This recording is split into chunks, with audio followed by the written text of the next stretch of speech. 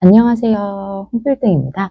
오늘은 2024년도 거래된 상업용 오피스 빌딩 중에 가장 최고가로 거래된 건물에 대해서 소개하려고 하는데요.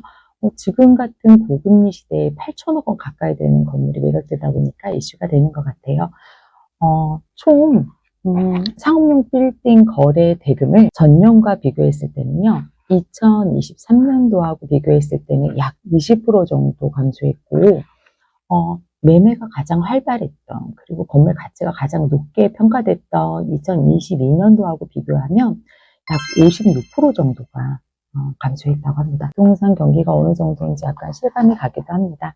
자, 여기서 이제 아크플레이스 빌딩은 세계 3대 글로벌 사모펀드 중 하나인 블랙스톤이 소유하고 있던 건물을 포랑코 신탁 자산운용에서 매입을 했습니다. 빌딩 과정에서 인수자인 포랑코 자산신탁의 자금력에 문제가 생기면서 양해각서 기간도 조금 연장을 하고, 그래서 클로징이 안 될 수도 있겠다, 그런 얘기들이 좀 있었었는데요. 결국에는 매각자인 블랙스톤이 가격을 약 300억 정도 조정해 가면서 6개월간의 긴 협의 기간을 끝내고 2024년도 3월 20일에 계약이 체결됐습니다. 시장에 알려지기는 포랑코가 애초에 매수 희망가는 7,500억 원 정도였다고 알려졌고, 반대로 매도자인 블랙스톤에서는 8,500억 원 정도를 예상했다고 해요. 결국에는 중간선에서 합의가 돼서 매매가 진행된 걸로 알고 있는데요. 역시 부동산에서는 매매 가격이 크던 적던 협의하는 과정이 가장 중요하지 않나? 그렇게 한번 생각해 봅니다. 아크플레이스 빌딩이라고 하는 것보다 캐피탈 빌딩이라고 하면 아시는 분들이 더 많을 텐데요.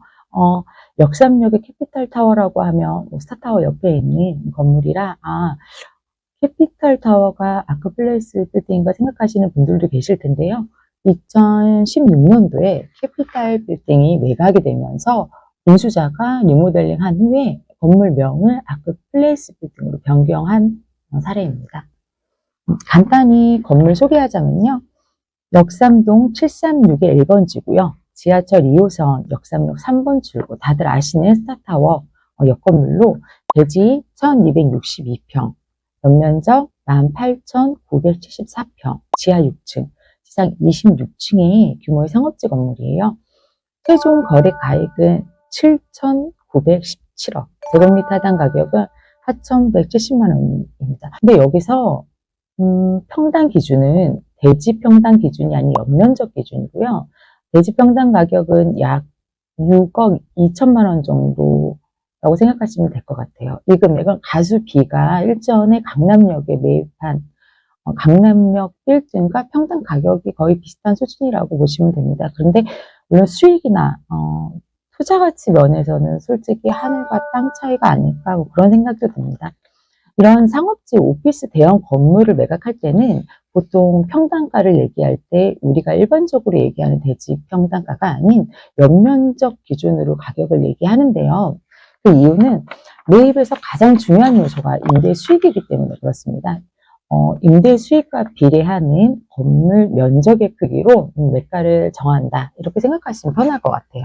참고로 아크플레이스는 공실률이 1%밖에 안 되는 수익 좋은 우량 자산입니다. 지금 같은 시기에 공실률이 1%라고 하면 거의 공실이 없다고 봐도 무방한데요. 그래서 지금 같은 부동산 펀드가 시장이 좋지 않은데도 매각이 된 것 같습니다. 예를 들면 2023년도에 최고가 8,500억 원에 매각된 잠실 소재 삼성 SD타워도 10년간 삼성에서 임차하기로 해서 10년간은 공실 걱정이 없는 우량 임차인이죠. 삼성이면 안정자선으로 분류가 돼서 매매가 된 사례고요. 거래의 기준은 사실 어떻게 보면 이런 큰 대형 빌딩은 수익률, 공실률 이런 거를 따지기도 하는데, 제가 개인적으로 봤을 때는 어찌됐든 가장 큰 메리트는 매매 차익이 아닌가, 그런 생각이 듭니다. 블랙스톤이 2016년도에 4,700억 원에 매입을 해서 2024년도에 약 8년가량 보유했고요. 9,717억 원에 팔았으니까 매각 차익만 3,200억 원 정도. 연으로 따지면 연 400억 원, 월로 따지면 월 33억 원 정도 차익이 났는데요. 이 정도 수익이면은 사실 매각 차익이 어떻게 보면 수익률보다 높지 않을까, 뭐 그런 생각도 듭니다. 이런 걸 보고 뭐, 떡 먹고 알 먹고 뭐 이렇게 표현도 할 것 같은데요. 예를 들면 뭐 잠실 SDS 삼성타워도 4년 보유하고 작년에 매각한 건물도 2천억 이상 매도 차익이 남았는데 연으로 계산하면 약 500억 원 정도니까요. 어떻게 보면 다른 세상 얘기 같기도 한데 그래도 한편으로는 역시 부동산은 잘 사서 잘 파는 게 최고가 아닌가. 이렇게 부동산 시장이 안 좋은 상황에서도 그래도 이렇게 돈을 버는 방법은 그냥 부동산밖에 없지 않나. 또 그런 생각도 들기도 합니다.